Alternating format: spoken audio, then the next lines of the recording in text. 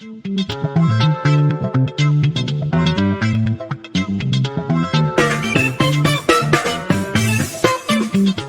everyone, I'm Richie and welcome to Sounds of Stadia SideQuest, a show where we take a step off the critical path and explore more what the video game world has to offer. On this week's show, I'm joined by the host of the Sounds of Stadia podcast, Mr. Chris.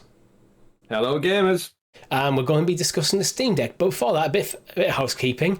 Make sure you like the video, subscribe to the channel, hit that bell icon for notification for when all of our shows come out, such as the Sounds of Stadia podcast, our Thursday night live streams, our first looks, which I've recently done one on One Piece World Seeker, and this very show, Sounds of Stadia SideQuest, which you can get a whole 6 days early for as little as 99p, and it's also now on podcast services.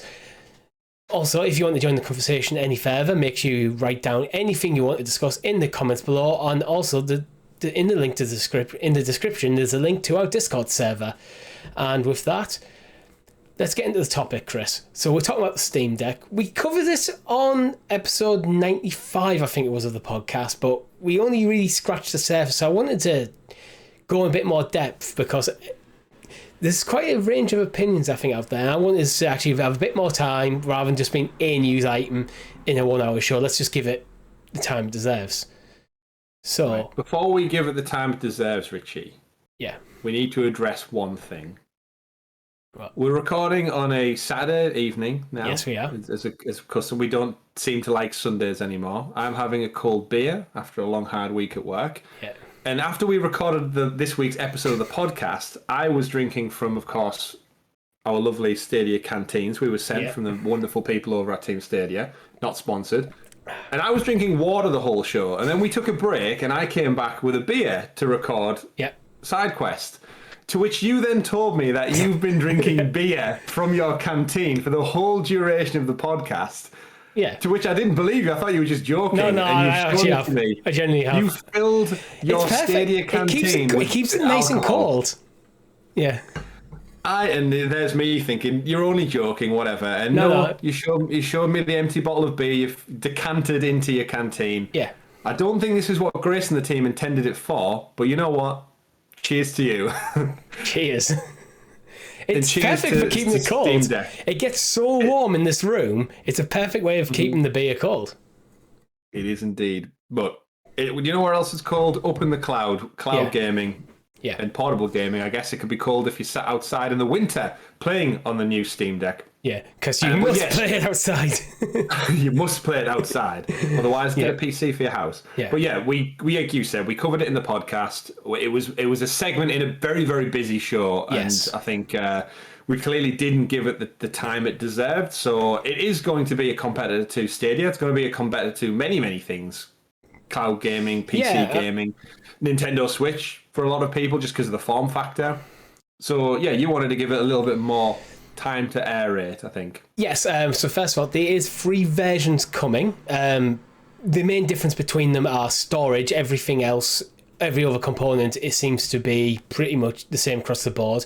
So starting from £349, you get a 64GB eMMC storage. From £459, you get a 256GB SSD, and from £569, you can get a 512GB SSD. The rest of the specs, I'll just go through them very quickly. It's got SteamOS 3.0. It's got 7-inch display, which has a resolution of 1200 by 800, which is a little bit lower than 1080p.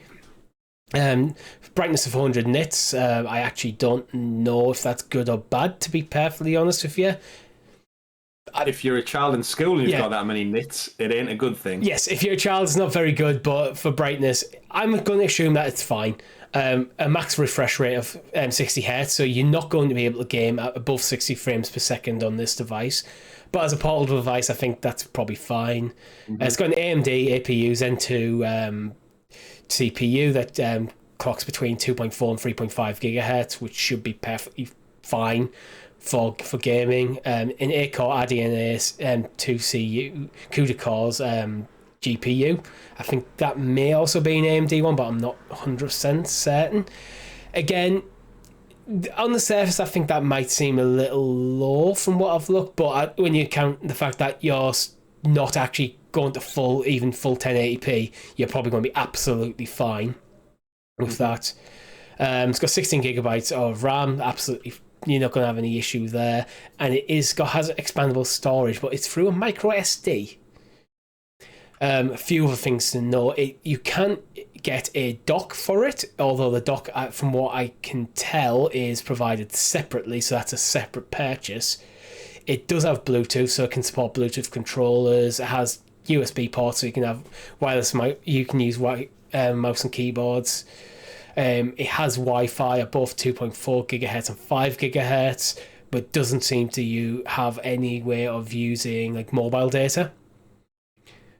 Potentially, you could get a dongle for it, but that's very much a potential. You could always hotspot in today's world from your Wi-Fi device. Yeah, and the battery life is estimated to be between 2 to 8 hours of gameplay. Mm-hmm. But, okay. Yeah. Which we criticised last week because it's... Yes, I think that's a fair criticism. It's very low for... And again, the Nintendo Switch isn't that great, especially once you've had it, like me, for probably coming up 2 years now. It does start to... With all batteries on portable devices, they start to suffer. But we didn't touch on last week as well. This one, there is an optional dock purchasable, similar to Nintendo Switch. They have clarified if it takes HDMI, so you should be able to hook it up to pretty much any modern-day monitor or screen anywhere. So it shouldn't be a problem, but it's nice to see they do have like a little docking setup system sold separately, ready for it to go. They said more information is going to come out on that in the near future. But personally, I don't mind it having the dock sold separately because it's made by Valve or commissioned for sale by Valve, and they clearly see this as an alternative. Well, not an alternative to PC gaming, as a way of taking your Steam library, so PC gaming, on the go. That is the base concept of that. So I want to look at this from that perspective, but also the perspective of us cloud gamers, and let's see if it's a viable option for us as well. Yeah, I think for me, a bit of like my personal use case for this, the reason I may have sounded a bit dismissive on it last week was purely because I'm someone who is fortunate enough to have a PlayStation 5. I have a decent, fairly modern PC. As you can imagine from our main podcast in this show, I'm invested in cloud gaming. So, and I should hold my hand up, I don't have a massive Steam library. We grew up a console gamer, so I don't have. Really. I don't have. But... I dabble, and I do more so now thanks to having a decent setup. But yeah, I don't have like loads to fall back on. So the value in kind of the library is a bit lost on me. But from a standpoint of PC gaming on the go, there is 100% a market for this. There's an audience for this. I don't know if we made that clear enough last week. Again, in amongst all of the Stadia news on the Stadia show, this was very much a small segment. But as someone, Richie, you've got a much bigger library than me, so this probably is more opening to you, seeing everything you've already bought, just play it on the move. See, I've got a few, because I was quite critical of this, and I have been thinking about it over the week, and I don't think my opinions have changed that much. Putting aside the cloud gaming stuff initially first, I was more critical of the entry-level version of this, the 64GB eMCC one, which I have done a quick bit of reading, and eMCC memory is the sort of stuff you tend to get in thin and light laptops or phones. It's perfectly serviceable for gaming. It's not as fast as like an NVMe SSD, but it's probably still faster than an old-fashioned hard drive. So, but for me, 64GB capacity is nothing. It's absolutely nothing. Yeah, again, we should clarify as well. The Nintendo Switch entry point is 32 gig, if I'm not mistaken. So yes, which rightly so, that got criticised as well. But we know Nintendo, especially their first party, they're able to condense this stuff down. Yeah. With a Steam library, I can't imagine every developer out there is going to be working in any way, shape, or form to condense this for this particular operating system. There's a couple of things though. Nintendo, it's a dedicated system, so you develop them for that. That's a good point straight off the bat. And also they have physical cartridges which you can buy and plug in, which helps effectively expand the storage in that way. Yeah. With minimal load times as well. with minimal load times. Yeah, it's pretty good. And but I think for Steam, I think on the podcast I looked up the this file size of Call of Duty Warzone, and it's literally cannot fit on the entry level version of this. So that 64 gig version, which I think is going to be probably selling a lot, I think people are going to be really disappointed by how few games they can get on. There's some games that you literally can't. I mean, Call of Duty Warzone is obviously one of the biggest games possibly out there. I knew I picked a big game to go on for, but I think I also looked at Resident Evil, and I think that came out about 30, 40 gig.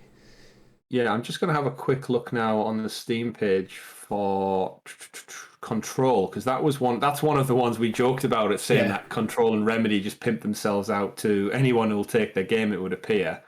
Where is it out? I know it's on the main Steam page, but I can't. Whereabouts am I looking for the actual memory, Richie? I feel like I see it all the time. It says the download amount on the main page. It is 42 gigabytes. Whereabouts is that at? I just googled it. Oh well, that'll do it. Okay, so there it is. I found system requirements. Sorry, yeah. You're right. 42 gigs. So that is one title, one AAA title. One AAA and a bit of space. And I'm assuming at this point that the 64 gigabytes is entirely usable. Oh, that's true. Yeah, that doesn't when you get the operating system stuff. All your music library and your photos copied. No, I'm joking. That's mobile phones. Well, actually, that is a good point in this, because this does have Steam OS, so it's got a dedicated operating system, but it is basically under the surface a PC. There's absolutely nothing in there built in, and I think Valve have confirmed this. There's nothing to prevent you installing Windows on this thing if you wanted to. Well, I think that's where it links in with all the cloud gaming. We've seen loads of people, other content creators, say like, "Oh, you can play Stadia on this." Like in theory, you should, with it being a portable PC, you should be able to play anything on it through a browser. Yeah, there should be absolutely nothing getting in your way of just installing Chrome and playing through a browser, and you're good to go. But I don't know. I'm very skeptical. It's mainly that storage of the entry level version. I don't think for PC, unless you're just going to install one game on the go and you're fine. But if you want to have multiple games installed, then you're looking at at minimum the mid-tier option, which is £459. So you're starting to get that's basically that's the price of a PlayStation. Well, or a Series X, which is obviously the same, and again has the cloud gaming as part of Game Pass now. I guess kind of storage again, a way to fix storage, which we know well and truly is cloud gaming. That negates that. So I can't look at the form factor of it. Looks great. It just looks like a Nintendo Switch. Oh yeah, you've got all your buttons and everything. Is a concept. I have nothing to say but good things about this. It's got the double triggers, which is what the PlayStation Vita fell foul of, not having both bumpers. The stick layout, both being really high. I think I'd have to get my hands on it to really understand. That was one of the first things. Not necessarily the sticks. The A, B, X, Y buttons seem to be very much in the top corner, but until you get your hands on and see what the ergonomics of the device are, it's hard to say. Well, that's it. And again, they will have done many, many tests with human beings who have very similar tans to a lot of other human beings, I hope. It will feel perfectly natural, I'm sure. One of my criticisms last week was the weight. This thing does come in at over nearly double the weight of the Nintendo Switch standard. Yes. And again, portable gaming, I don't know about you, but I've dropped my phone on my face many, many times while using it in bed, on a morning, on a nighttime, reading some messages, notifications, scrolling through social media. Yeah. This thing lands on your nose, you might have a break. Not that again, different. I'm just joking aside. But it is a heavy boy. It's a big boy. It is, yeah. And long duration gameplay, regardless of how buff you are, it might get a bit tedious. It might get a bit uncomfortable, just the weight of it. The one thing I think they may have missed a trick here. I think I may have already mentioned it, is the fact that it does have Wi-Fi, but it doesn't have mobile data. So if you're on the go, you may not actually be able to do anything. Yeah. Well, if you're playing a game offline, if you're playing, for example, Control, you're going to be fine. But if you wanted to download Control, you're probably not. I'll play an online game. Yeah. I'll play an online game. Traditionally as well, from I know some of the previous, back in the day, like the PlayStation Vita did have a 3G version back in the day. Yeah. We've seen some devices, and generally, if you go for a mobile or a cellular version of the device, you're looking at adding another £100 onto the price point. $100 is usually the caveat that comes with wanting that. The Vita 3G was £100 more than the stand-on, which is why I only had a Wi-Fi one back in the day. Yeah. I still do have a Wi-Fi one, I should say. But portable gaming, with the way of 4G and 5G, we've said for cloud gaming, it's like the network is only going to get bigger, and I wouldn't be surprised if we get a 5G Steam Deck later down the line if it's successful. I'm surprised there isn't a 5G version available already. It might just be costs. Yeah, they might have literally just weighed up the cost of getting the cellular chip inside there and all the network, all the deals they need to do with networks to run SIM cards and stuff. It's not as easy as it might be perceived. But yeah, you would imagine a portable gaming device would be on a different level if it just worked everywhere, regardless of Wi-Fi network. That'd be fantastic. So maybe in a few years, I'm waiting for PlayStation to put out another Vita that's 5G ready. I'll be loving life all over the place, but. For Stadia as well. You could play Stadia on this. You can. Without that. Now, my issue with... Now, we've talked a bit about PC gaming. Let's go into cloud gaming. My issue with playing something like Stadia on this, or GeForce Now, or potentially Luna when it comes to the UK, or xCloud is... entry, you're paying £349 to play something that you can probably already play on your phone, which is already in your pocket. Yeah. That was, I think, our biggest... Again, user case for me is if I'm at home, I can play here at the PC, I've got my PlayStation, I've got my Chromecast sticks for the TV, but if I'm portable, I'm out and about, or I'm chilling in bed or something like that, I have a mobile phone that's got amazing tech inside it, but it doesn't need it because cloud gaming takes all that away. I have a Razer Kishi. My phone's got a 6.2-inch screen. So with the 6.2, what's the size of the screen on this? I think it's about 7-inch. So I'm not far off having that experience anyway on my Samsung Ultra, but I'm also not having to fork out £350 for that privilege. I bought a Kishi for £40. I've got my phone. I need my phone anyway. I have that for other reasons. You're totally right in saying, the barrier to entry is a lot more. But again, this is a dedicated mini PC on the go in a way. So my negativity of this comes from, like, first of all, as someone who is invested in cloud gaming, I don't see this as a better solution than I've already got with a Kishi in my phone, unless of course you wanted a secondary device dedicated to it, but then it doesn't have like mobile data. And from the PC gaming thing, the entry level, it's only really the entry level one actually I have issue with, and that's just the size of the memory, really. Yeah, it's a big jump up for the second one, which makes sense. It's there to almost tease you in and say, well, you don't really want the entry level one. Give us £100 more, and we'll more than triple your memory capacity. I'd hazard a guess the idea behind the entry level one was, how cheap can we potentially make this while it's still usable? They've probably looked at through the Steam library. What is the average upper limit for a AAA title? Okay, we need to put memory in that will suit one of them. So I think most games will come under 64 gigabytes. eMMC is perfectly adequate. Yeah. So that's what they've went with. It feels like instead of going, this is the base version, then we'll build on top of that, it feels like the middle version is the base version. They went, actually, but we can drop it down to this and get away with it. Yeah, it's a weird one when you talk about memory, because it's always going to be a problem with games, especially if you're downloading them stuff. But as someone from a broad point of view, 64 gigabytes, mobile phones come with more than that. Yeah. The PlayStation's 820 something gig. Yeah. The Xbox Series, I think the Series S starts at a terabyte, right? A terabyte upwards. Yeah.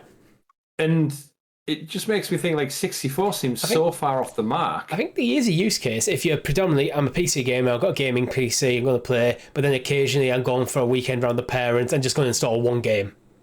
Then I think there's a good use case for you.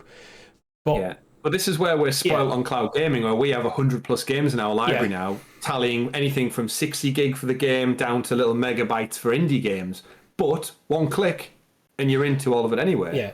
Which could be a credit, because you can do this on this device, which makes it so multifaceted.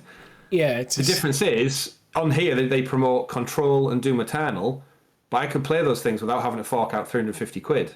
And that's been the cloud gaming argument. One of the best arguments from day one is the barrier to entry does not require you to buy this. So I see there's a need for it, but it doesn't fit my needs use because for 2 years I've not had to download anything. I think what we're looking at is a fantastic device that, rather than being like quite ubiquitous, this is a cool, really cool concept. It has a lot of small little niches that it can fill. Like if you're looking at it and going, yes, that suits my need, then I think you're going to have an absolutely fantastic time with it. But I'm looking at it and going, cloud gaming exists. So I do think cloud gaming is a better solution to PC gaming on the go than something like this. Yeah, I think one of my biggest things my summary on the podcast last week actually was that it just seems a bit out of time. Yeah. Like if this was 5 years ago, would have been fantastic. Again, before the Nintendo Switch was the amazing craze that it has become, selling millions upon millions of units. Portable gaming seemed like it was on a downwards trend. Yeah.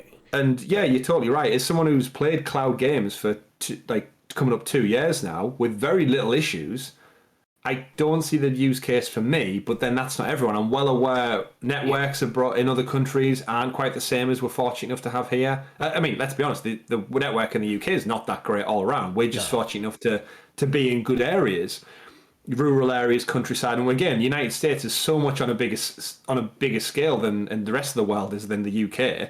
It's not a use case that fits all, and this does obviously fill a niche, and I hope it does well. So we see more people, again, create healthy competition. But yeah, for me personally, I'd love to have one. I just don't have a need for one. I think there's another niche that we haven't talked about, and that is potentially those who want to get into PC gaming, whether they're a lapsed gamer or they're just interested in getting PC gaming, but don't like the idea of spending a lot of money building a gaming PC, and they just want an entry-level system that is plug and play. And that has access to, well, Steam is almost ubiquitous with PC gaming. I know there's things like the Epic Game Store and stuff around nowadays, and the Microsoft, the Xbox Store and stuff. But Steam is basically still considered to be the main place for PC gaming. You can play Epic and stuff on this though. Yeah, there's no reason you couldn't install them. You may have to sideload a different OS to do it. It's hard to know until people start actually getting their hands on this thing. But yeah, I could see this being an entry-level game. It's like, yeah, I'm just going to put it in the dock and I've got access to PC gaming. The one I do have a slight question mark, an asterisk next to that, though, is we know the resolution of this is 1280 by 800, which is beneath 1080p. Mm-hmm. I would expect this to be able to be capable of 1080p gaming. But if you want to start pushing higher, I would be curious to see how well it performs, and I think you may start having issues. Well, only time will tell on that one. But if you're looking at an entry-level gaming PC at £459 for the mid-tier one, I think you've got a perfectly viable solution there. Yep, I'd agree. Yeah, completely agree. One of the things we should probably address as well, with just any technology in the world right now, is I've seen a couple of the podcasts I listen to, people trying to get hold of these things right now. There's a reservation list up, and they said they're going to start shipping come this December. We all know from the PlayStation shortages, the Switch shortages, the Xbox shortages, laptops, mobile phones, Apple, Samsung, they're all having this big all-out grab bag thing for chipsets, and they're very hard to come by. The precious materials and resources required to make them are in very short supply right now, and COVID didn't help that, and loads of little things. And I'm curious to just how the ladder of kind of production, Microsoft, Sony, Nintendo, Samsung, Apple, everyone who uses these pieces of equipment in their hardware, how far down the ladder does Steam sit in terms of acquiring these pieces of material? And if that's going to have are we going to be talking about this in a year's time? And just like the PlayStation, Xbox, there doesn't seem to be anything relenting when it comes to getting hold of the stock. Part of the problem is not all silicon's made equal, and this isn't like top tier gaming, so it may be okay by going a couple of runs down the ladder. And again, if you're expecting this to do maybe 1080p medium settings, that's not going to be anything overly strenuous, which means that the quality silicon needed for that's probably going to be a bit more abundant. Yeah. I think I'm not 100% sure on like I don't work in tech. Yeah, this is a Tom thing. But having a baby with his wife to be. But yeah, I think again with the chip shortages, so if you have pre-ordered one, it's from December, but I think most people Valve are pretty much saying they expect to see most deliveries around about Q2 2022. Yeah. So you may be looking about 9 months from now before you receive it if you order now. This is something that is worth bearing in mind if you're interested in one. Yeah. So again, I mean, for me, just to sum up, I think it's a good piece of kit if it suits your personal requirements. I will advise people to think carefully before going for the entry level one, just for that size of storage. It is upgradable with SSDs, but I also question how well you can game on SSDs. Not SSDs. You can game perfectly fine on SSDs. That's kind of the go-to for gaming. Micro SD. Yeah, on the micro SD. Like and you can get quite large capacity ones of them now. I think in upwards of hundreds of gigabytes. But it's how fast are they? Yeah. So it might chug a bit.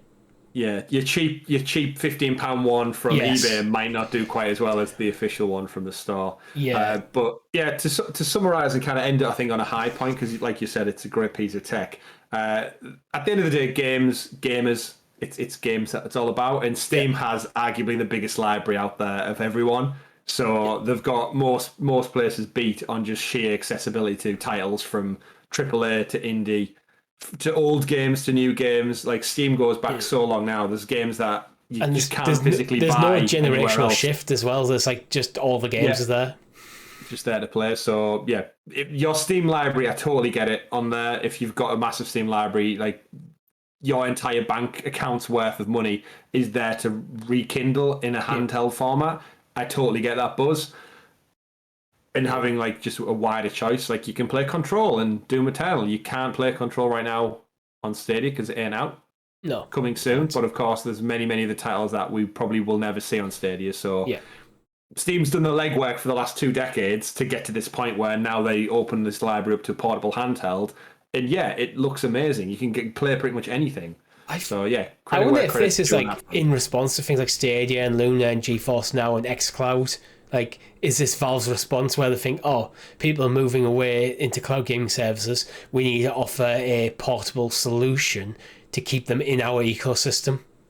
Richie, for all we know, Steam could come around next year and say, off the back of the success of the Steam Deck, we're also creating Half-Life Steam 3. Shadow or whatever it is. I mean, they could do that as well to make a couple extra million. Yeah. But there's nothing to say Steam won't do a GeForce Now style cloud software with their entire library themselves. I'd love Google and Valve to get over the table and just talk like Google provide the tech, Steam provide the library. That would be an amazing solution. But I highly doubt it's going to happen. The numbers involved in that conversation will be eye-watering. We can but dream. But again, it's all early doors for a lot of this tech. The technology market doesn't stand still. Networks, cloud gaming, chipsets. It's always getting better every single time. And I think my biggest thing with this is how quick is it going to be outdated as well. But I think only time will tell with that one, unfortunately. If we get a Steam Deck 2, is there a way to take it apart and upgrade it yourself?